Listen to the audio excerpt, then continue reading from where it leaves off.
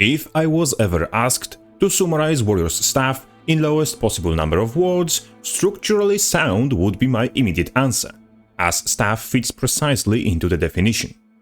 Staff is practically flow-free design-wise. Almost.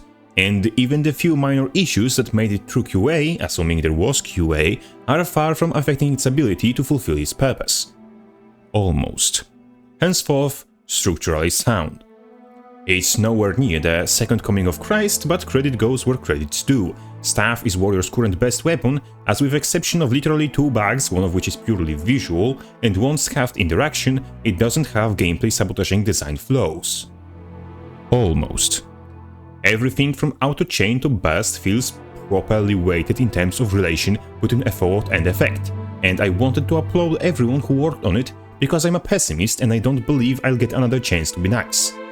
Anyhow, Warrior's staff arrives as a shining example of quality design all the way through. Almost.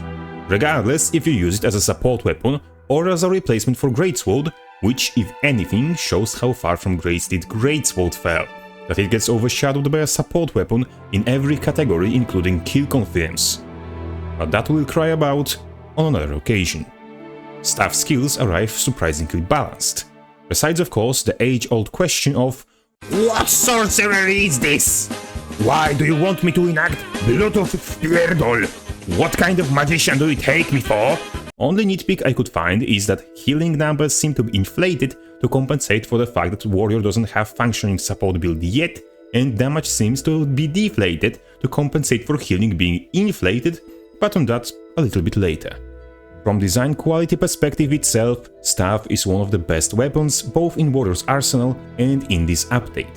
It is strong but doesn't sum up to be egregiously overpowered, is a niche being field, not a direct replacement to something else, it's largely bug-free and its tooltips aren't the length of Sanderson's Stormlight archives. In short, it's an addition that makes the game better instead of making yet another argument to delete Thief entirely, and God be my witness, we need more of the first kind. But why specifically does the stuff work, and why does it do it well? Valiant Leap is an example of skill perfectly tailored for this kind of a weapon, one that wants to focus on its supportive element, but still be worth using outside of support spectrum. Damage radius of this skill is equal to that of Sundering Leap, which ensure it takes certain amount of skill to land it consistently, but doesn't make it some ball-twisting impossible challenge. Healing radius is of course bigger, and therefore using Violent Leap as support tool is simply more forgiving than using it offensively. Good point of balance in my book. Linebreaker, on the other hand, is where cracks show. Probably because it changed significantly since the beta. Starting with the most on the nose, tooltip says 3 stacks of unblockable, skill grants 1. I'm not saying it should be either, I just want the skill and the tooltip to agree on things.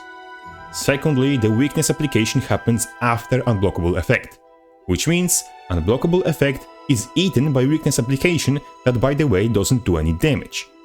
The same skill that grants you unblockable immediately expands it to do fuck all, which is clearly an unintended interaction. Arena, please fix. Thirdly, Linebreaker was conceived in the beta as dual-purpose skill, which you could utilize as damage or as a support tool, depending if target was an enemy or an ally.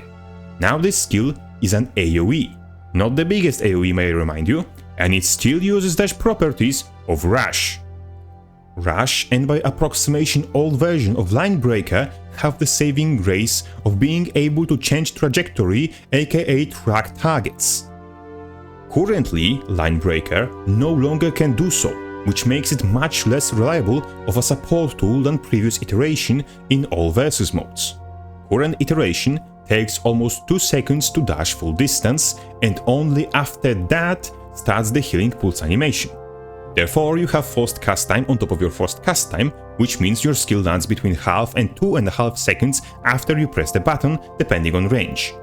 On top of which, it being a dash, it isn't affected by quickness, so you can't speed it up either to land it more consistently, and from when you press the button till the very end, the final position of AoE is set in stone. Of course, I'm not advocating for return of split ally full targeting bullshit, I'm just pointing out that with the significant delay between pressing the button and receiving the effect, the skill is only consistent in healing yourself. As a self-preservation and mobility tool, Line Breaker fulfills its purpose swimmingly. As a support tool, it needs target to stay relatively in one place, because an ally utilizing his mobility is going to leave the healing area before animation goes off most of the time. I said it before and I'll say it again. Line Breaker needs different dash properties to be a reliable support tool in PvP and World v World. Especially now when you can't guarantee it connecting by targeting an ally. Currently the skill works the best outside of its intended purpose, that is, on the side node without an ally in sight. Thankfully, on the other hand, Snap Pull is just... Nice. Perfect. Everything, down to the last minute details. There is not a single flaw about Snap Pull. Unlike that, there is a flaw with Bullet Catcher. There existed a bug in the beta that made the skill randomly cancel prematurely. That was fixed, however something was left in its wake. Animation of Bullet Catcher sometimes bugs out and doesn't play, while skill underneath works 100% as intended. Animation bug happens frequently. In just 30 seconds of spamming Bullet Catcher in Golem Room, I got couple examples of animation bugging out. That, however, is purely visual bug, and I reiterate, skill itself works as intended, it is purely visual bug.